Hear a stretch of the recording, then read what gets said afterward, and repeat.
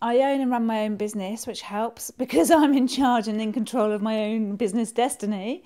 And I freelance, which has some flexibility to it.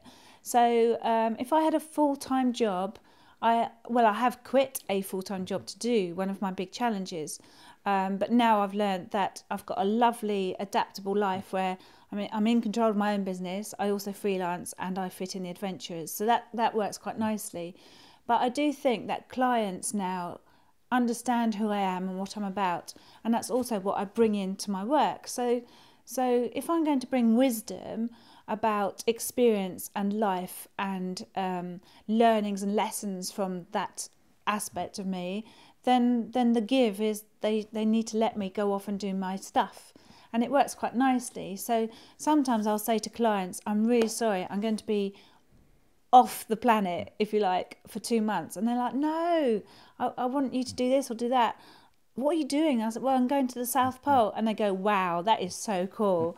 I'm impressed and I'm proud to know you. So it works both ways. So at first I forced it, and I genuinely quit a full-time, well-paid job to do the global challenge. But I don't regret that for a moment, because I came back more capable and confident and fulfilled and interesting and as an employee than when I left.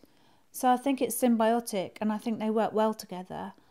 But for clients, they enjoy and appreciate what I do, and I think they also respect me more for having my own life and leading the way I want to, than if I was some sort of pliable, drop everything just to do what you want, nice client type person. So I think it's a more mature, grown-up way of mixing the two, where if you're strong enough to live your own life how you want to live, then that's equally respected by businesses and organisations and clients, and they feed each other. Yeah.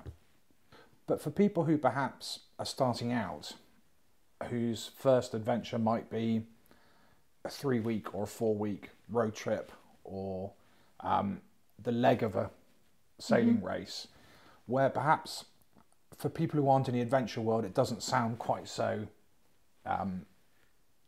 different or challenging or appealing. How do you think they can cope with the idea where the boss might think, well, hang about, basically you're going on a boat? For people like that, who have this burning ambition to go and do something, but to get started, whose boss or whose parents or whose partners is sort of holding them back, what would you say to them? Okay, so first of all, I think there's lots of adventures that are less than 3 weeks long. So there's loads out there, 90% of adventures can be done within a work situation, i.e. weekends or days or holiday time. So there's all those. But you've specifically said and cornered me with what if it was 3 or 4 or 5 weeks long, which is hard, of course, to fit into your standard work frame. But in this day and age, I do think organisations are a little bit more having to and being more sort of flexible. It's a two-way dynamic these days with work.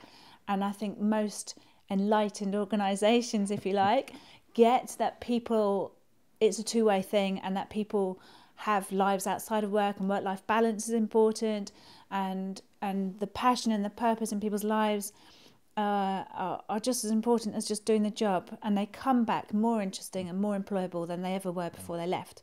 So if it's a fairly enlightened modern organisation, they should get it. And with the boss or the wife or whatever, I think if you have a proper sit down and be vulnerable in front of them and explain the passion or the beating heart or the ambition or the goal or the dream or the inspiration or the emotion or the life stuff that is driving you to want to do that thing, I think most people would understand, and there'd be some flexibility and some negotiation around that. Because, this is about living life to the full, and we only live once and all that stuff. It's what we're all about. It's our essence and our soul and our spirit and our heart. And if somebody can just sit down with the wife or the children or the boss and vulnerably, if you like, explain that's burning inside them, then I think as a human being, the other person would respond quite positively towards that. Ultimately, worst case scenario, tough boss, tough organisation, don't get it at all.